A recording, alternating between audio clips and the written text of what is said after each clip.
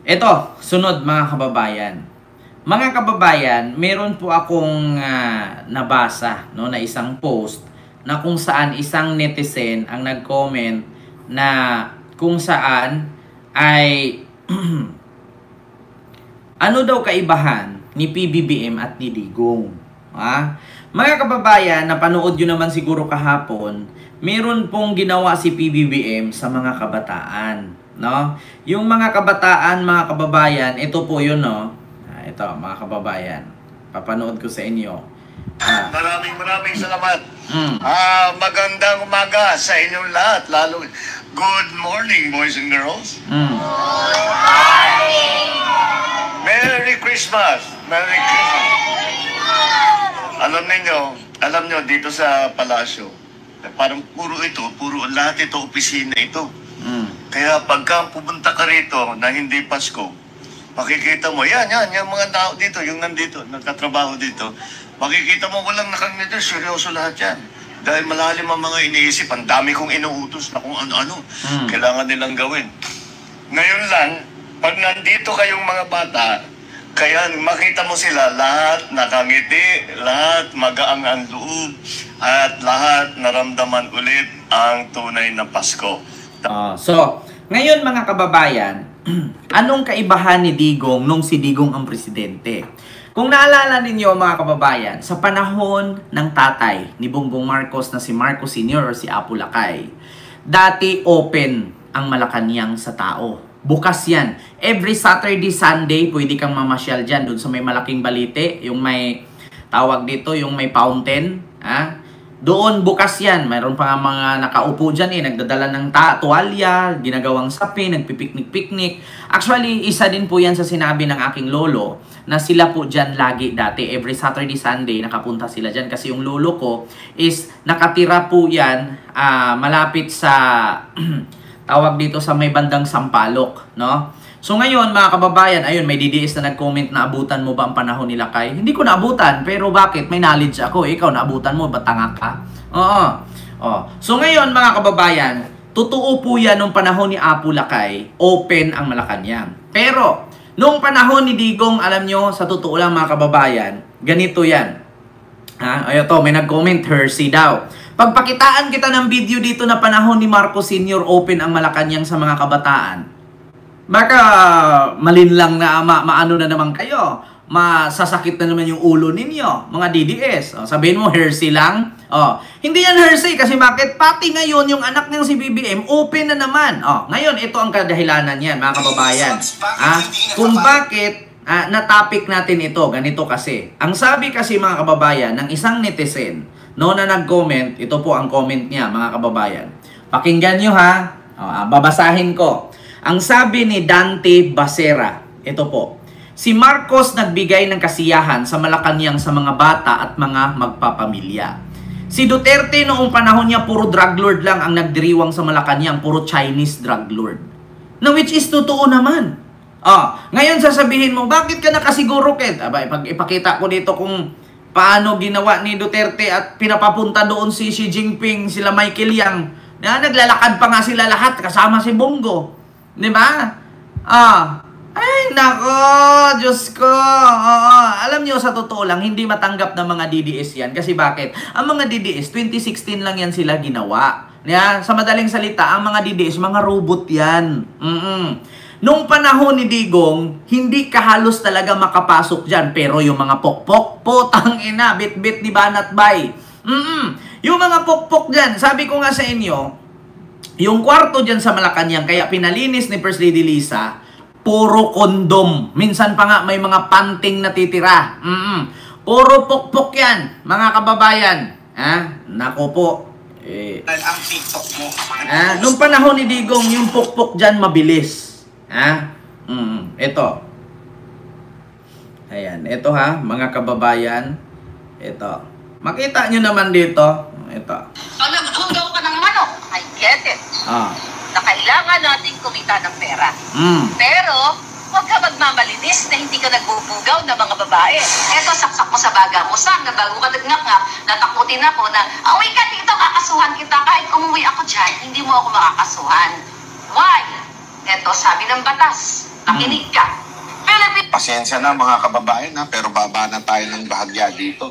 Alam niyo po, matagal ko na pong sinasabi sa inyo na huwag po kayo maniniwala. Miss Marlica, ikaw ang unang magsalita pero hindi pwedeng atakin si Amy at hindi pwede yung mga Pasensya. Pag nagbugaw ka ng manok, I get it.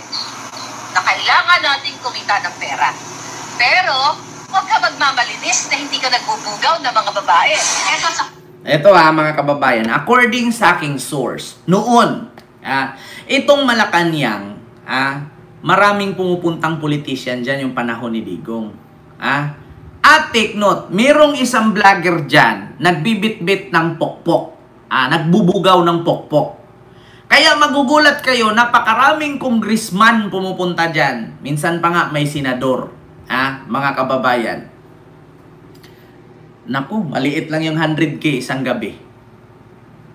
Kaya sabi ko sa inyo, paglipat mismo nila PBBM dyan, ang langsa ng mga kwarto dyan sa Malacanang. Tapos meron pang 10 duffel bag na laman ay tag 100 million. No? 10 duffel bag. 10. So kada duffel bag may lamang 100 million. So 10 equivalent to 1 billion. Mga kababayan. 10 duffel bag, puno ng 100 million per bag, 1 billion na iwan sa kwarto ng Malacanang. Totoo yan, mga kababayan. May patunay din tayo dyan. Hindi ko na ipakita kasi magsisearch pa. Yun ang katotohanan, mga kababayan. Ang kaibahan ni Marcos at ni Duterte. Sa panahon ni Duterte, Chinese drug lord lang ang iniimbitahan at nagpaparty-party sa Malacanang, mga pokpok, mga kongresista, mga politician na mga mahilig sa puke.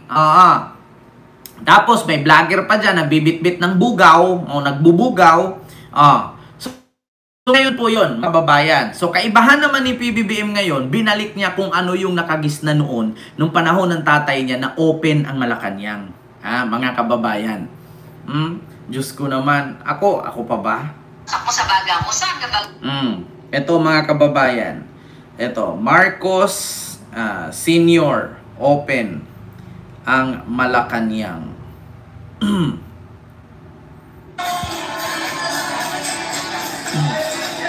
Ayan sila mga kababayan.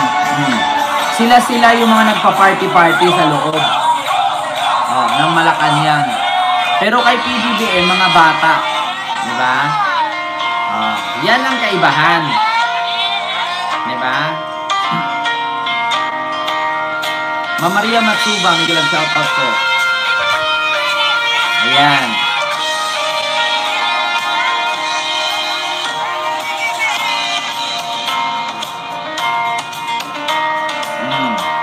Kita ninyo? Yan ang kaibahan ng Marcos administration at Duterte administration.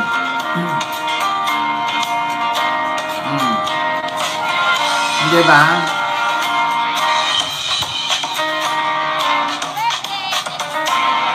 Kita nyo? Yan ang kagandahan ng Marcos administration. Kasi mismo yung lolo ko, sila mismo nagsabi, pumupunta sila dyan. Ang hindi makakalimutan ng lolo ko dyan, yung fountain at yung malaking balite. Kasi dyan daw sila dati nagdi-date ng lola ko. Dyan sa mismo, malapit sa fountain, minsan nga daw, maabutan na daw sila dyan ng madilim na daw. Tapos minsan sinisita na daw sila ng metro, ang tawag yun, metro, may tawag dyan hindi pa hindi pa Metropolis ba ang tawag dati, mga kababayan, nung panahon ni Apo Lakay. Open daw yan dyan, yung Malacanang. Pagdating kay Digong, napakahigpit na. Ang makakapasok lang dyan, yung mga kaalyado niya, yung mga Chinese drug lord, yung mga pokpok, yung mga politician. Doon, nagpa-party-party sila. Diba? Yun, mga kababayan. Metro Aid. Ayan. Metro Aid ang tawag, mga kababayan. Kaya, huwag yung sabihin, nagsisinungaling ako. Sino bang nakaabot sa panahon ni Apo Lakay? Diba? Totoo yan, mga kababayan. Kaya yung isang DDS na nag-comment kanina na biglang nawala kasi sinipa natin. Nanggugulo kasi alam nyo yung mga DDS, pag tinanong mo yan, anong alam ninyo? Metrocom, Metro Aid. Anong alam ninyo patungkol kay Apo Lakay? 2016 lang naman kayo nabuo. Yan, tanungin ko kayo mga DDS, wala kayong alam sa Marcos administration, Marcos Senior. Bakit? 2016 lang kayo binuo, mga robot kayo. Lot for Maran, mega love shoutout po sa iyo. Maraming salamat sa yung super sticker. 'Di ba? Oo, ganun 'yon. Mama Jorda, hello po. Ma'am Josephine Jimenez, hello po. Yan ang katunayan. Sa panahon ni Digong, sila-sila lang nagpaparte-parte. Ayan, si Badoy, sumasayaw-sayaw kay Digong. Sa panahon ni PBBM ngayon, ayun mga kabataan, libreng pumasok, may pakain pa, may pa-Jollibee pa. Diba? Yun mga kababayan, ang katotohanan. Yan po yun, mga kababayan. Kaya, tignan natin yung comment dito ha. Ba't kaya hindi nakikita ng ibang kabutihan at magandang nagawa ng Pangulo? Plus free hospital bill on public hospital. Ito, invite pero bring your own baon.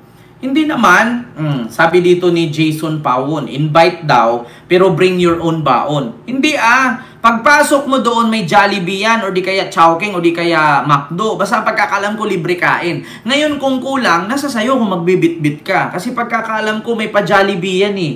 Ayan pa-Jollibee yan lagi dyan ang pagkakaalam ko. Actually kahapon, pupunta talaga sana ako doon. Ngayon ang iniisip ko kasi is malayo ako. So ngayon mga kababayan, ang sabi ko, ayaw ko na lang tumuloy kasi ang lakas din ng ulan dito sa amin. At saka, sayang naman yung aking sports car. Diba? Libre ang kain, pati sorbetes libre, sabi ni Sir Edgar. Actually, mga kababayan, ito sasabihin ko sa inyo totoo. Kung pumunta ako dun kahapon, syempre magdadala ako sa sakyan. Ang layo po ng parking lot. Lalakarin mo pa talaga. Malayo ang parking, napakainit doon. Pero dito sa amin, ulan. Kaya, syempre, uuwi ko pa tong sasakyan ko sa alam nyo na. Ganun yon, punta ka Kent at i-vlog mo live. Ay nako Sir Bien, hindi po pwede gumamit ng cellphone doon sa loob. O iniiwan doon sa, pwede kang mag-picture pero yung kung hindi ka part ng media, hindi ka pwedeng mag-video doon eh. May bawal, may pwede, may ganun. Kahit nga actually may Christmas party na nangyari, hindi ko na lang sabihin. Actually po, Jamie, ano ba pangalan? Galilea. Wala Kent kahapon sa party ng sa palasyo ng Malacanang. Sila Boss Mike, Jake Magnus, Chris Olo, Mima, at ibang Marcos vlogger nandun. Hindi po talaga, actually mga kababayan, invited po ako. Isa po ako sa tinawagan ni Boss Mike. Punta ka, ganyan-ganyan. Sabi ko, hindi ako makapunta. Kasi anong oras ako pupunta doon na sobrang traffic, kawawa yung mga alaga ko dito. Okay lang kung may maiwan dito. No? Okay lang kung may maiwan dito, pwede akong pumunta. Hindi ko talaga iiwan yung bahay hanggat walang maiiwan dito, mga kababayan. Kasi bakit? Mahirap na. Paano kung umihi, dumumi, tumahi, or di kaya mag-brown out, patay ang alaga ko. Kasi lahat sila dito naka-aircon eh. Oo, mahirap na. Diba? So yun po yun mga kababayan. Mga kababayan, yun po yun yung ating live sa mga oras na ito. So yun lang. Mga kababayan, maraming salamat po sa inyong lahat. So klarong-klaro naman po yung kaibahan ni Digong at ni PBBM. So yun lang.